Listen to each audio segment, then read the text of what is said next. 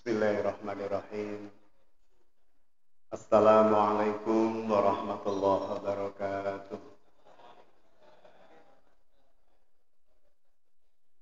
Innal hamdalillah nasta'inuhu wa nastaghfiruh wa na'udzu billahi min shururi anfusina wa min sayyiati a'malina. May yahdihillahu fala mudilla lahu wa may yudlil fala hadiya lahu. Asyhadu an la ilaha illallah wa asyhadu anna Muhammadan abduhu wa rasuluhu la nabiyya ba'da. Allahumma shalli ala Muhammadin wa ala alihi wa sahbihi ajma'in. Amma ba'd. Alhamdulillah, puji syukur kehadirat Allah, Al-Khaliq, Al-Musawwir, Al-Mudabbir, Al-Hakim. Kembali kita diperjumpakan oleh Allah di kajian Sirah Nabawiyah di tempat yang penuh berkah, Masjid Quba, yang kemarin sempat saya sampaikan namanya memiliki passing voice, pengucapan yang mirip dengan desa di mana Rasulullah SAW membangun masjid pertama, yakni Quba. Maka tentu kita berharap apa-apa yang sudah kita azamkan, kita niatkan, baik dari PT Quba dan jajaran manajemen serta keluarga besar, serta seluruh yang hadir kiranya keseluruhannya senantiasa terberkahi, terrahmati, terhidayai oleh Allah Subhanahu wa Ta'ala. Bapak Ibu yang dirahmati Allah, kemarin kita masih dalam tataran bahasan muqaddimah berkaitan dengan Sirah Nabawiyah atau kehidupan sebaik-baik makhluk, sebaik-baik hamba yang Allah Subhanahu wa Ta'ala menempatkan beliau pada posisi uswatun hasanah, dan tidak ada satupun manusia yang manakala kita mencontoh dan menirunya ada garansi dari Allah mendapatkan keridhaan dan surganya kecuali atas Rasulullah SAW.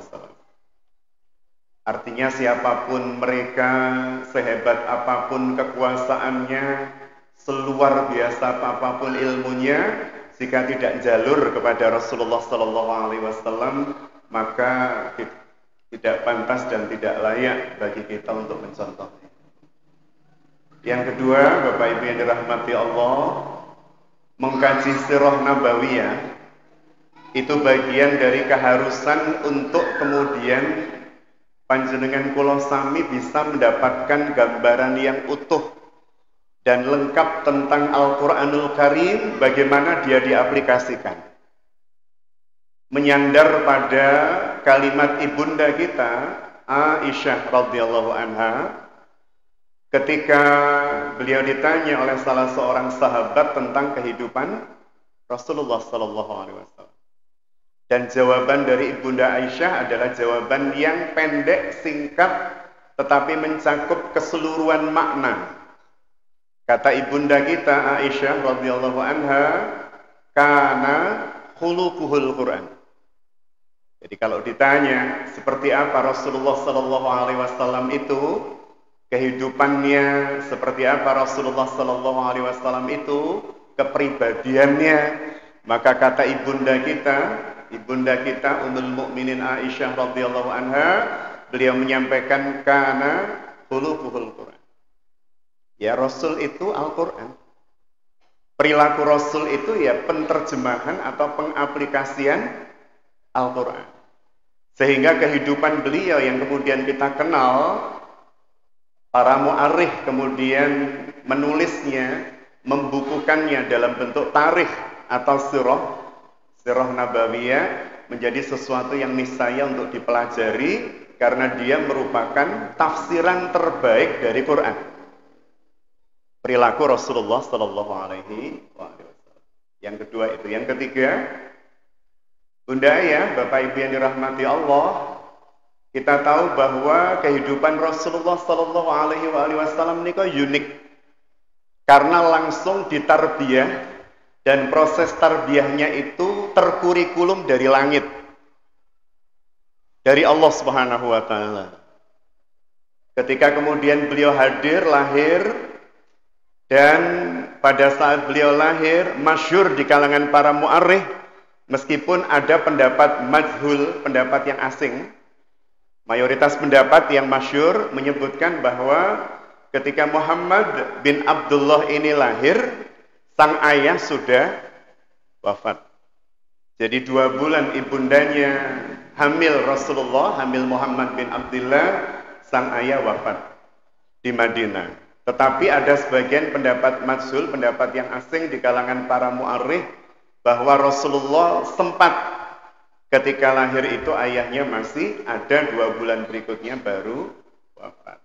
Kita pilih pendapat yang masyhur.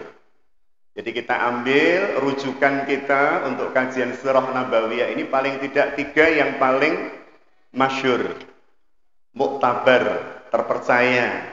Yang pertama adalah kitab yang ditulis oleh Syekh Syafiur Rahman Al-Mubarakfuri. Jadi panjenengan nanti tinggal mencocokkan apa yang saya jelaskan dengan ketiga kitab tersebut. Judulnya Ar-Rahiqul Mahtum. Kemudian yang kedua, kitab yang ditulis oleh Dr. Muhammad Ali As-Sallabi. Sekarang beliau sudah profesor. Beliau ini salah satu sejarawan terbaik yang dimiliki kaum muslimin hari ini. Jadi beliau menuliskan kitab Sirah Nabawiyah yang Masya Allah, luar biasa, sangat detail, rinci, kemudian analisanya juga luar biasa, langsung dikaitkan dengan kehidupan hari ini dan seterusnya. Kemudian yang ketiga, sirah yang paling lama di antara kitab-kitab sirah yang tadi saya sebutkan. Termasuk kitab Turas, ulama-ulama masa lalu. Beliau adalah Ibnu Hisham. Jadi Ibnu Hisham ini mengambil atau menyadur dari beberapa manuskrip yang ditulis oleh Ibnu Ishaq. Ada 2 jilid, yang per jilidnya sekitar 1250 halaman. Dan Masya Allah, tulisan beliau, data-datanya sangat membantu kita untuk kemudian mengetahui kehidupan Rasulullah Sallallahu Alaihi Wasallam. Yang keempat, keunikan kehidupan Rasulullah Sallallahu Alaihi Wasallam menika, kalau dirinci, ngaten nggih, kalau dirinci, poin awalnya beliau lahir, ayah sudah meninggal. Artinya keadaan dan kondisi beliau, Muhammad kecil ini adalah anak yatim. Anak yatim. Nah ini kemudian menarik untuk kita kaji nanti. Salah satu sudut pandangnya, bahwa keyatiman itu tidak boleh menjadi alasan seseorang untuk tidak tumbuh besar menjadi orang-orang hebat, pribadi-pribadi tangguh. Dan anak-anak yatim ini tidak kemudian menjadi labeling yang justru melemahkan dan tidak memberdayakan mereka sejak kecil. Kebanyakan di beberapa tempat anak-anak yatim itu di acara-acara tertentu diperkenalkan keyatimannya untuk disantuni. Sekedar itu. Padahal untuk disantuni. Kumpulkan, santuni, itu ya, diusuk-usuk kepalanya, selesai. Padahal kalau kemudian kita lihat Rasulullah SAW, takdir keyatimannya itu adalah takdir yang membuatnya besar. Karena nanti kita akan melihat di dalam Al-Quranul Karim, banyak laki-laki yang terlahir yatim atau di posisi yatimkan oleh Allah, tidak yatim, tapi tidak dekat dengan bapaknya, jauh dengan bapaknya, ditinggal bapaknya dan seterusnya. Tapi kemudian tumbuh besar menjadi orang-orang yang Masya Allah luar biasa. Waalaikumsalam. Ini senior-senior saya pada datang. Alhamdulillah. Jadi lihat saja Rasulullah SAW. Lihat saja Musa alaihissalam. Nabi Musa alaihissalam itu jenengan cari di dalam Al-Quran dari ayat pertama sampai ayat 6236 ujung surah An-Nas itu nggak ketemu didikan bapaknya. Yang mendampingi Musa sejak kecil ibunya. Kemudian nanti akan diasuh oleh keluarga Fir'aun gitu ya. Ibunya, kemudian kakaknya Miriam, kemudian kakaknya lagi Harun. bin Imran. Ada lagi kemudian Isa alaihissalam. Ini bahkan tanpa bapak sama sekali. Dan beliau-beliau ini Masya Allah oleh Allah ditunjukkan bahwa anak-anak yang dalam tanda petik tumbuh kembangnya berawal dari keyatiman itu ternyata mampu dan bisa menjadi orang-orang besar, orang-orang yang berpengaruh, sehingga kemudian keyatiman itu bukan kalimat dalam rangka untuk menjadikan seseorang diposisikan di posisi yang harus selalu dikasihani, yang kemudian harus kita catat. Ada lagi sinten melih kalau dalam Al-Qur'anul Karim, Ismail alaihissalam. Nabiullah Ismail alaihissalam yang nanti secara khusus juga kita akan bahas ini. Karena kita akan mengawali bahasan sirah nabawiyah ini yang pertama dengan keadaan dan kondisi bangsa Arab awal sebelum Rasulullah Shallallahu Alaihi Wasallam dan peta geografis serta geopolitik di sekitar Jazirah Arab. Karena ini menjadi penting. Jadi kalau kemudian kita membuka peta zaman lama, Bunda yang dirahmati Allah, seandainya zaman itu sudah ada qaritoh, sudah ada peta, sudah ada atlas, maka negara-negara itu digambarkan dengan sangat sederhana. Karena hari itu ada dua kekuatan besar, dua negara besar, dua negara superpower. Kalau sekarang kita disodori negara superpower jumlahnya lebih dari dua. Kalau dulu pada saat tahun 80, tahun 90-an, jawaban kita pasti Amerika Serikat dan Uni Soviet. Hari ini muncul Cina. Ya, dan beberapa negara yang kemudian menjadi kandidat-kandidat negara besar yang bisa disetarakan dengan Amerika dan Rusia. Karena Uni Soviet sudah pecah sejak tahun 90, melalui peristiwa Glasnost Perestroika ya, Mikhail Gorbachev waktu itu. Baik, jadi pada saat Rasulullah akan lahir, Muhammad ini akan lahir, ada dua negara superpower. Namanya pun Persia dan Romawi. Dan uniknya, nanti kita akan ketemu dengan surah di dalam Al-Quran, surah ke-30. Namanya pun Ar-Rum. Ini menjadi luar biasa. Karena Ar-Rum itu surah Makkiyah, Pak, Bu. Surah Makkiyah. Jadi di antara 86 surah Makkiyah, dari 114 surat, dalam Al-Quran itu 86-nya surah Makkiyah. Dan di antara surah Makkiyah tersebut ada surah Ar-Rum. Padahal kita tahu bahwa 13 tahun dakwah Rasulullah di Makkah, itu masih belum memiliki kekuatan sama sekali dalam tanda petik. Yang ada adalah penguatan dan pendidikan akidah. Kaum muslimin belum memiliki kekuatan secara politik, belum memiliki kekuatan secara ketentaraan, militer dan seterusnya. Nanti di Madinah baru dibangun dan nanti di Madinah baru ada pertempuran. Maka praktis pembinaan dan tarbiyah akidah. Dikenalkan Allahnya dan nanti akan muncul apa yang hari ini banyak diperingati berkaitan dengan Isra dan Mi'raj, yakni perintah 5 waktu sholat yang nanti akan kita lihat dahsyatnya kenapa perintah 5 waktu sholat itu diberikan oleh Allah di tahun ke-10 kenabian. Jadi ada Persia dan Romawi dan itu menjadi bahasan Quran. Padahal para sahabat Rasul belum memiliki kekuatan untuk bersanding dengan Mekah saja belum, apalagi bersanding dengan kekuatan-kekuatan yang barusan saya sebutkan. Tetapi Allah sudah berbicara tentang ayat geopolitik, Masya Allah. Tentang pertempuran antara Persia dan Romawi. Ghulibatur Rum, telah dikalahkan Romawi. Pembukaan ayatnya saja sudah begitu. Ini ayat geopolitik yang turun di Mekah, bukan di Madinah. Rasul belum punya negara, tapi ayat ini sudah turun. Itu menjadi hal yang sangat menarik nanti untuk kita kasih. Jadi bunda yang dirahmati Allah, dua negara superpower ini berebut berbagai wilayah di dunia. Sehingga mayoritas wilayah di dunia itu dikuasai oleh, kalau nggak Persia, Romawi. Romawi terbagi menjadi dua waktu itu. Yang pertama Romawi Timur yang disebut dengan Bizantium. Jadi kalau kita dengar kata Bizantium, itu berarti Romawi Timur. Ibu kotanya Konstantinia, Konstantinopel. Kalau sekarang Istanbul, Istanbul itu dulu diberi nama oleh Muhammad Al-Fatih Istanbul, bahasa Turki. Istanbul itu artinya Islam keseluruhan. Kemudian oleh Mustafa Kemal diganti dengan Istanbul. Jadi bagaimana kemudian Bizantium ada, kemudian Romawi Barat, ibu kotanya Roma, Rum. Sedangkan Persia, ibu kotanya di Ctesiphon. Jadi waktu itu ada dua negara besar, Romawinya terbagi menjadi dua, Romawi Timur dan Barat. Ini secara umum saja biar kita tahu kenapa kemudian menjadi penting kondisi-kondisi awal kelahiran Rasul itu dibahas. Bagaimana dengan Jazirah Arab?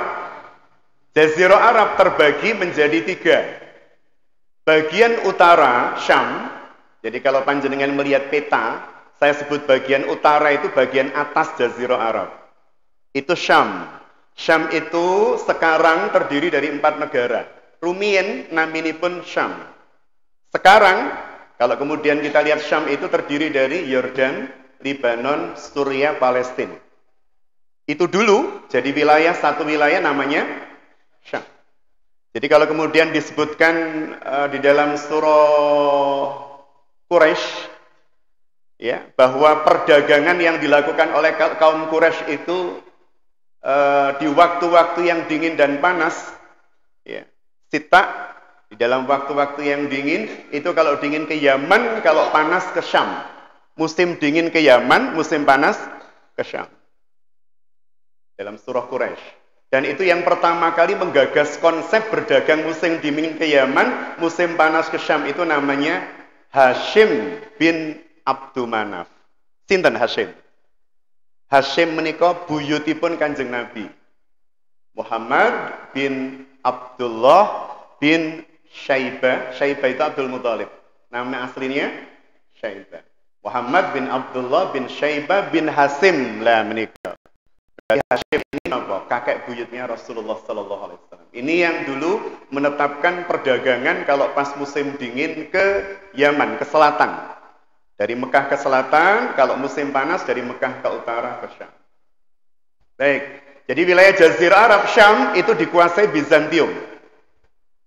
Dikuasai oleh Romawi Timur.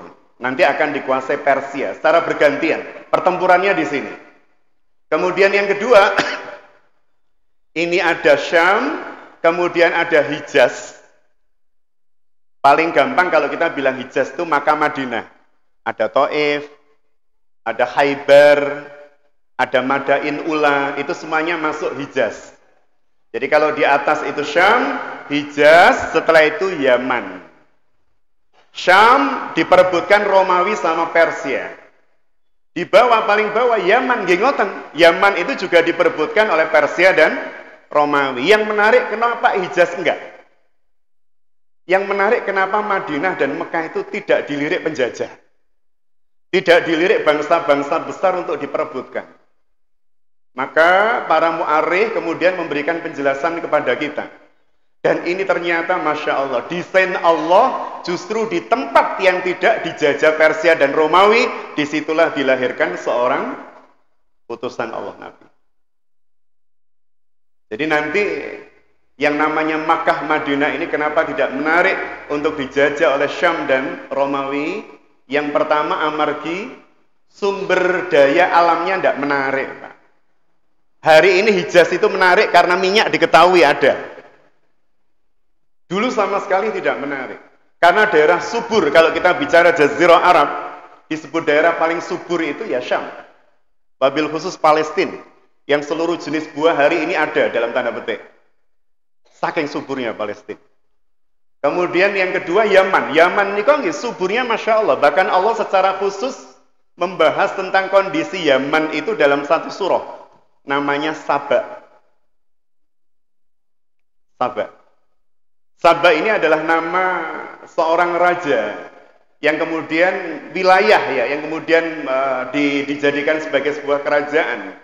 Yang di sana dipimpin oleh seorang laki-laki sampai kemudian ada seorang wanita yang pernah memimpin kita, biasa menyebut dengan Ratu Bilqis. Ratu Saba, Ratu Bilqis. Zaman Sulaiman bin Dawud. ya, alaihimussalam. Jadi Yaman ini subur. Saking suburnya, pengaturan airnya itu secara khusus dibuatkan atau dikelola dengan menggunakan sistem canggih irigasinya yang bersumber pada bendungan yang disebut dengan Ma'rib. Bendungan Ma'rib. Maka nanti Al-Quran juga sempat membahas di dalam surah Saba bagaimana hancurnya bendungan Ma'rib sehingga orang-orang Yaman ini tersebar dan menjadi salah satunya penghuni Hijaz, penghuni Makkah Madinah, Pak.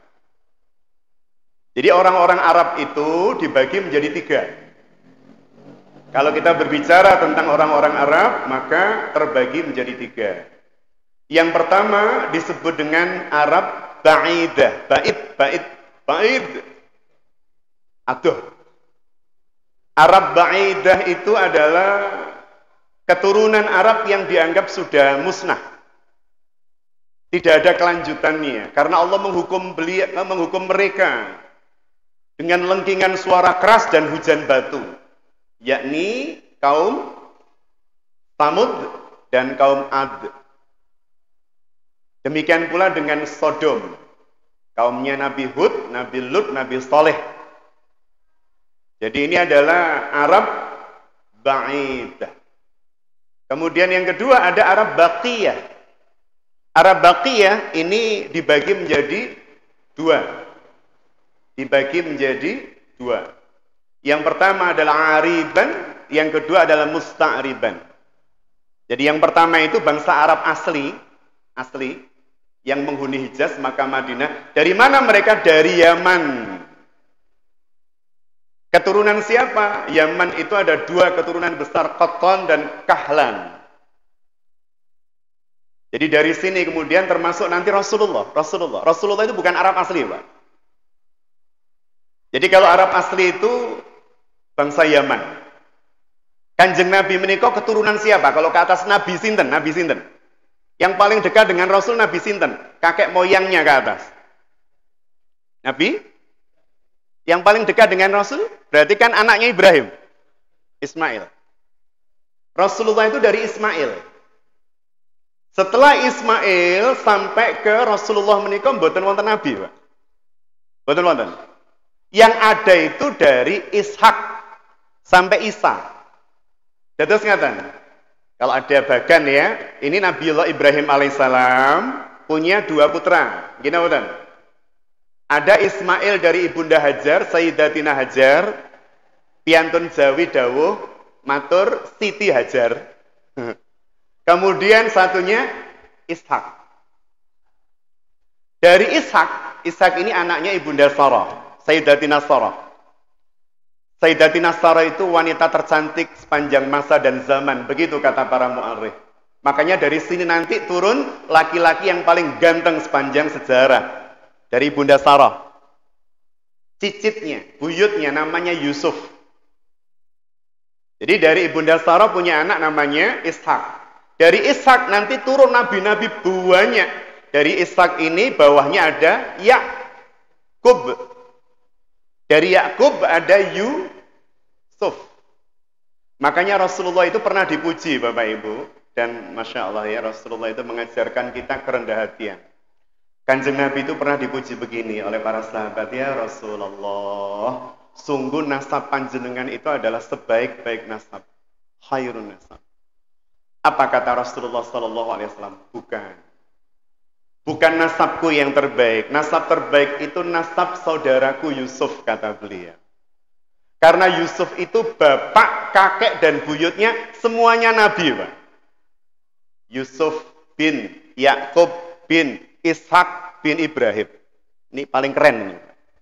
Jadi kata Rasulullah, nasab terbaik itu milik saudaraku Yusuf, kata beliau.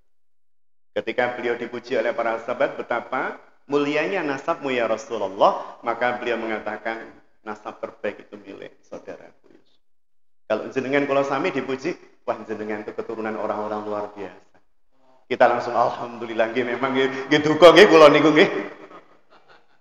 Tapi kalau Rasulullah itu Masya Allah dengan sangat rendah hati mengatakan bukan.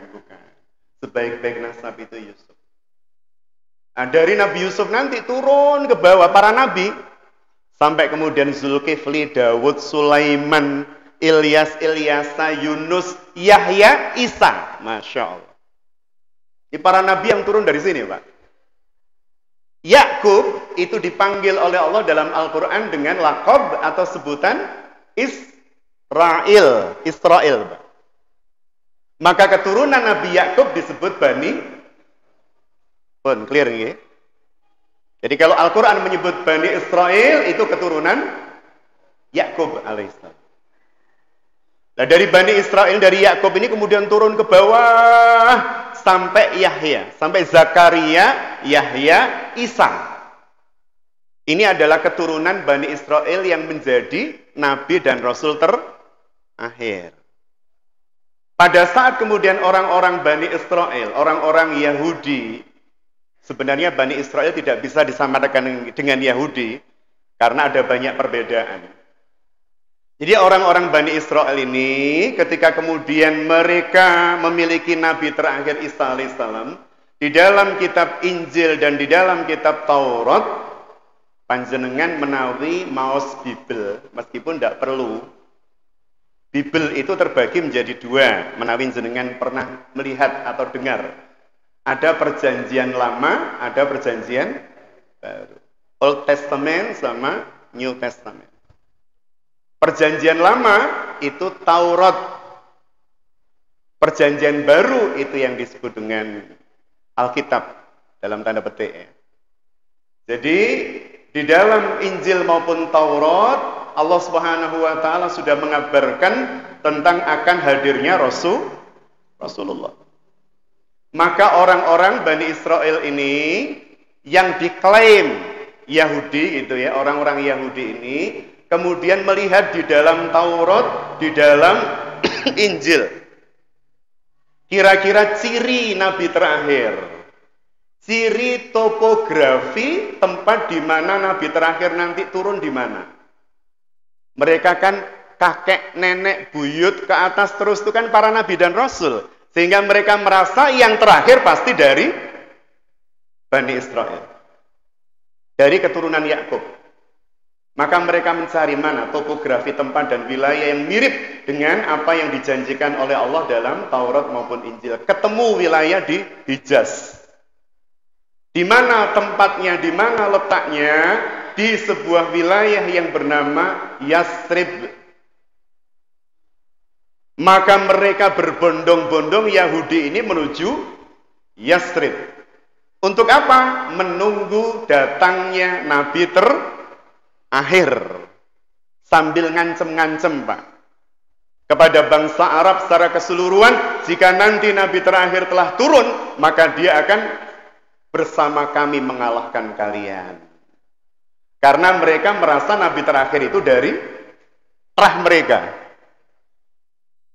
Apa yang terjadi? Mereka menunggu di mana tadi? Yasrib. Ternyata Nabi itu bukan dari keturunan Ishak, tapi dari keturunan Ismail. Coba bayangkan Bapak. Mereka sudah GR, mereka sudah merasa menang, mereka sudah merasa terahnya adalah terah pilihan terbaik. Ternyata Allah mentakdirkan Nabi terakhir itu keturunan Ismail alaihissalam. Sehingga yang terjadi apa? Yang terjadi bukan mereka menolak apa yang dibawa oleh Rasulullah, tapi mereka sejatinya secara psikis menolak karena Muhammad bukan dari terah mereka. Begitu. Ini secara psikis, dari awal begitu. Biar kita tahu gambarannya. Makanya kenapa Yahudi itu tidak di Mekah? Gini Bapak. Jadi kan kalau baca sejarah, Yahudi itu di mana? Yasrib. Komunitas Yahudi itu di Yasrib, di Khaybar itu kan, di Yasrib, di Khaybar. Di Yasrib ini ada 3 komunitas Yahudi paling besar, namanya Bani Nadir, Bani Qainuqa, dan Bani Quraidah. Tapi kita tidak sedang berbicara tentang kondisi atau posisi Yahudi di sana. Jadi itu gambaranipun nggih Kanjeng Nabi nggih. Jadi keturunan siapa, nasabnya seperti apa, clear buat kita. Yang berikutnya, Bapak Ibu yang dirahmati Allah, berkaitan dengan akan dilahirkannya Rasulullah Sallallahu Alaihi Wasallam, keadaan dan kondisi apa yang digambarkan di dalam Al-Quranul Karim, dan keadaan dan kondisi apa yang Rasulullah Sallallahu Alaihi Wasallam jelaskan melalui hadis-hadis beliau. Rasulullah menikah lahir tahun pinten, Pak? Ya, itu paling enak, Pak Tiarso. Tahun gajah sambil melihat saya bilang gajahnya itu. Tahun gajah. Ini menarik. Persis kalau simbah dalam tangleti, Mbah Rumin panjenengan menika lahir tahun pinten lho. Yo, ya pas iku galunggung jeblok. Artinya tahunnya ya tahun mengikuti peristiwa yang paling viral hari itu. Dan peristiwa yang paling viral di waktu kelahiran Rasulullah Sallallahu Alaihi Wasallam adalah peristiwa tentara gajah yang dihancurkan oleh Allah. Tetapi ada yang banyak belum paham dan tahu konteks secara politik maupun keagamaan kenapa muncul tentara bergajah. Tentara bergajah yang akan menghancurkan Baitullah. Pertanyaan saya yang pertama, Bapak Ibu. Gajah menika nopo binatang gurun? Sanes. Kata Ustadz Yani, bukan. Gajah itu bukan binatang gurun. Tapi kok bisa-bisanya Abroha itu membawa tentara bergajah? Artinya dari sini saja udah ketemu jawaban Abroha itu bukan orang Arab. Bukan berasal dari Jazirah Arab. Penjelasannya seperti apa? Di dalam surah Al-Buruj, ketika Allah menjelaskan tentang fenomena yang kita kenal dengan Ashabul Ukhdud. Ashabul Ukhdud. Ukhdud itu apa? Sama dengan Khandaq. Cuman Khandaq itu bahasa serapan Persia. Perang Khandaq. Apa Khandaq? Parit. Ukhdud itu parit. Parit-parit. Jadi Ashabul Ukhdud itu adalah orang-orang yang dimasukkan dalam parit. Kisahnya bagaimana? Nah, ini mengawali kelahiran Rasulullah, Bapak Ibu. Mengawali kelahiran Rasulullah. Jadi ketika ini saya harus gambarkan pada panjenengan kapan hari sudah ya. Ini Syam, kemudian ini Madinah, ini Mekah, ini Yaman. Masih ingat nggih posisinya nggih? Nah, saya contohkan lagi. Karena ini penting nanti kalau kemudian kita bicara sirah itu ya. Wah, sapu tangan juga katut ini ya jadi contoh. Baik. Terus ini bagian utara. Kalau peta itu di atas Jazirah Arab. Ya, ini Syam. Yordan, Palestina, Yordan, Palestina, Lebanon gitu ya, dan seterusnya itu Syam. Kemudian ini Madinah. Kemudian ini Mekah. Kemudian meja saya ujungnya ini Yaman. Ini Yaman. Abraham ini kok saking pundi menurut panjenengan? Atau gini aja, bergeraknya dari mana? Bergeraknya dari Syam atau dari Yaman? Dari Yaman. Dari Yaman. Dan Yaman ini merupakan wilayah atau daerah yang menjadi perebutan Persia dan Romawi. Tadi sudah saya jelaskan. Karena suburnya. Sehingga pada saat itu, ketika Rasul akan lahir, wilayah Yaman ini mayoritas beragama Nasrani karena ikut tetangganya. Jadi kalau ini Yaman, ada Laut Merah. Laras nih? Laut Merah, setelah itu di sini Eritrea, Ethiopia. Dulu namanya Aksum atau Habasyah. Habasyah. Kalau Bilal itu dipanggil Bilal al-Habsyi, berarti Bilal dari Habasyah. Bilal itu dari Ethiopia. Sama dengan pembantunya Ibunda Aminah. Ibunda asuh Rasul, namanya Ummu Aiman. Itu Barokah al-Habasyah. Nama aslinya. Itu berarti beliau dari Habsyi. Dari Ethiopia, Eritrea ini. Jadi, Aksum, kerajaan Aksum, kerajaan Habasyah. Rajanya, gelarnya Najasyi. Gelar, Najasyi itu gelar. Sama dengan gelar Raja Mesir, Faroh atau Fir'aun. Jadi Fir'aun itu bukan nama raja loh, bukan ya. Tetapi gelar. Sama dengan Pakubuwono, Hamengkubuwono. Itu bisa 1, 2, 3, 4 dan seterusnya. Najasyi juga begitu. Kalau pakai bahasa Latin Negus. Negus. Jadi Najasyi 1, Najasyi 2 dan seterusnya. Yang ditemui oleh utusan Rasul nanti Najasyi 2. Nah, jadi ini ada kerajaan Aksum, rajanya namanya Najasyi. Gelarnya namanya Najasyi. Nah, ini kemudian memiliki kekuasaan di Yaman, sehingga Yaman agamanya mengikuti ini. Berarti napa? Yahudi napa Nasrani? Nasrani. Sampai kemudian dia diserang oleh raja Yahudi namanya Dzunnuwas, yang tidak mau masuk agama Yahudi dibuatkan parit, Pak. Lah ini yang dikisahkan dalam Al-Quran tadi itu. Dibuatkan parit, yang tidak mau masuk Yahudi dimasukkan dalam parit itu kemudian dibakar. Maka orang-orang ini disebut di dalam Al-Quran sebagai Ashabul Ukhdud. Orang-orang yang menjadi penghuni-penghuni parit. Karena mempertahankan agamanya, mempertahankan dinnya. Ada yang lolos, lari kemana? Aksum, nyebrang laut. Lari menuju ke Aksum, lapor pada Najasyi. Maka Raja Najasyi mengirim 2 panglima terbaik yang dimiliki oleh Habasyah. Yang pertama Aryad, yang kedua Abroha lah ini. Dari sini ceritanya. Abroha al-Asram.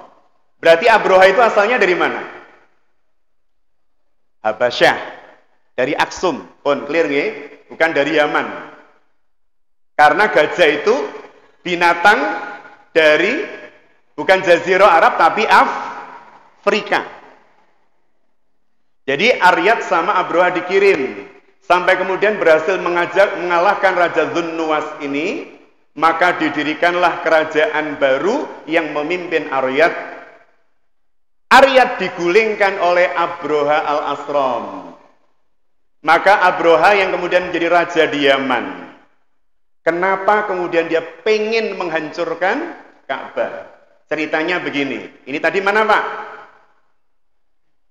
Beriki kalau mau pundi? Syam. Setelah itu Madinah. Setelah itu Mekah, baru Yaman. Suatu saat mungkin ada papan, saya jelaskan pakai papan. Jadi yang dialami oleh Abroha menika ngaten. Hijaz, ya, Makkah Madinah, wabil khusus Makkah. Makkah itu kan menjadi pusat ziarah internasional. Karena di sini ada Ka'bah. Sehingga banyak orang-orang berziarah ke sini. Namanya pusat ziarah internasional, pasti juga menjadi pusat ekonomi. Gini boten? Kalau ada tempat ziarah internasional, katakan hari ini kita bicara ya Mekah gitu kan. Saudi pusat ziarah internasional ya Mekah. Maka dia juga akan menjadi pusat transaksi ekonomi. Jenengan pas wanci kemarin pandemi, pernah nggak kira-kira Pak Tiarso pada saat masih di sana dulu panjenengan, orang-orang yang berjualan di sekitar Masjidil Haram, di kios-kios itu, mungkin nggak mereka pernah berpikir akan rugi? Nggak pernah. Nggak pernah, Pak. Karena 24 jam itu transaksi terjadi. Gini mboten? Jenengan mau siang ke situ ada, mau malam ada, dini hari ada, pagi ada. Dan terus terjadi transaksi. Dan Mekah itu Masya Allah, saking cash flow duit itu luar biasa itu ya. Maka Mekah itu jenengan googling saja, tanah termahal di dunia itu Mekah. Termahal dunia. Per meter perseginya, per meternya 6,2 miliar rupiah. Coba di googling aja, nanti dicari. Tanah termahal di dunia. Mekah itu per meternya itu 6,2 miliar, Pak. Insya Allah. Karena apa? Orang yang punya kios di sana itu sudah nggak mungkin rugi sudah. Karena tiap hari, tiap saat orang bertransaksi, membeli macam-macam dan seterusnya. 2 tahun, 3 tahun ini Allah menunjukkan kekuasaannya. Ikulah awakmu menungso, ikulah pikiranmu, ikulah estimasimu. Oleh Allah tiba-tiba dibalik. Banyak tutup, Pak. Kalau Malioboro cuma tutup 4, 5, 6 kios, maka Makkah dan Madinah itu yang tutup ratusan. Ratusan. Jadi bunda ayah yang dirahmati Allah, Berarti memang Mekah itu sejak dulu pusat ziarah internasional. Maka kalau ada pedagang-pedagang, Mekah itu punya 3 pasar terbesar di Jazirah Arab. Namanya Saukul Ukas, pasar Ukas. Dan pasar waktu itu bukan hanya untuk transaksi jual beli, mboten. Di situ adu gulat terbaik nggih wonten, UFC gitulah. Atau apa kalau di sini? UFC atau apa? Itu ada. Kemudian pertarungan bidu wanita terbaik nggih wonten. Pertarungan wanita paling cantik dan laki-laki paling gagah nggih wonten. Artinya ini memang tempat transaksi sekian banyak hal. Yang kedua pasar Majana, yang ketiga Dzil Majas. Ini 3 pasar besar yang bukanya gantian. 2 bulan sini, 2 bulan sini, 2 bulan sini. Gantosan. Dan ini menjadi pusat perdagangan internasional. Makanya orang-orang Mekah itu sejak dulu sampai hari ini, itu kalau kemudian kita lihat hidupnya, itu seperti orang gupuh sudah. Sak, gupuh. Kemudian dalam tanda petik ya, tidak semua, kasar secara umum. Beda dengan Madinah yang kota agraris, pertanian, perkebunan. Sehingga kalau panjenengan umroh atau haji, tidak mungkin kemudian melihat kebun kurma di Mekah. Saya tanya, kalau jenengan sedang diajak melihat kebun kurma, itu Mekah atau Madinah? Pasti Madinah. Kebun loh ya, bukan kurma, bukan. Kebun kurmanya.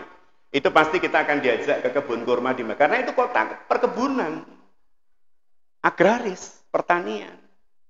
Sehingga konsep hidupnya, kultur masyarakatnya sangat berbeda.